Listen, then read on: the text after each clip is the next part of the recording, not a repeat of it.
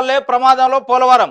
శ్వేతపత్రంలో ముఖ్యమంత్రి చంద్రబాబు జగన్ అసమర్థత దుస్సాహసం వల్ల పోలవరం మనుగడే ప్రమాదాలు పడింది.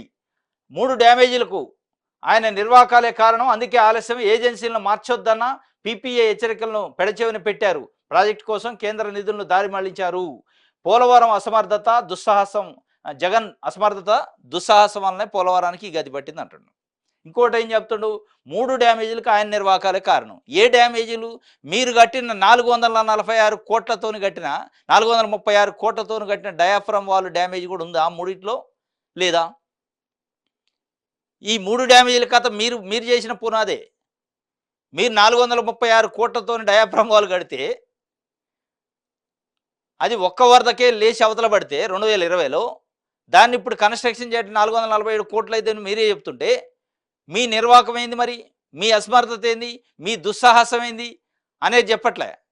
ఎస్ చెప్పారు. ఒకవేళ మీరు పొలిటికల్గా జగన్మోహన్ రెడ్డి పార్టీ, జగన్మోహన్ రెడ్డి అంటే నచ్చదు కాబట్టి ఆయన మీద నిందేశారు, ఆయన ముద్దాయి చేసి సూచించే ప్రయత్నం చేశారు. చేస్తే చేయొచ్చు, దాంట్లో ఎవరు తప్పు పట్టరు. దాంట్లో తప్పు పట్టినా వద్దన్నా మీరు ఆగరు. కానీ ఇప్పుడు ఏపీలో ఉన్న 5 కోట్ల మంది ప్రజలు కోరుకునేదంటే జగన్మోహన్ రెడ్డి పైన ముద్దాయి అని ముద్దరేస్తారా, జగన్మోహన్ రెడ్డి అసమర్థత అని చెప్తారా? మాకు కాదు అది కావాల్సింది, అది కాదు మాకు కావాల్సింది. మాకు కావాల్సింది పోలవరాన్ని ఎప్పటిలోపు నిర్మిస్తారు. పోలవరం 72% పనులు మీరు అప్పట్లోనే చేశారు. ఆ 28% 1 ఇయర్లో అయితే 2 ఇయర్స్లో అయితే ఎప్పుడు పోలవరం నీళ్లు ప్రజలకు ఇస్తున్నారు అనేది అడుగుతున్న పరిస్థితి. అది మీరు 72% అనేది అబద్ధం కాబట్టి అది పూర్తి కాలేదు కాబట్టి ఇప్పుడు మరి 72% అయింది.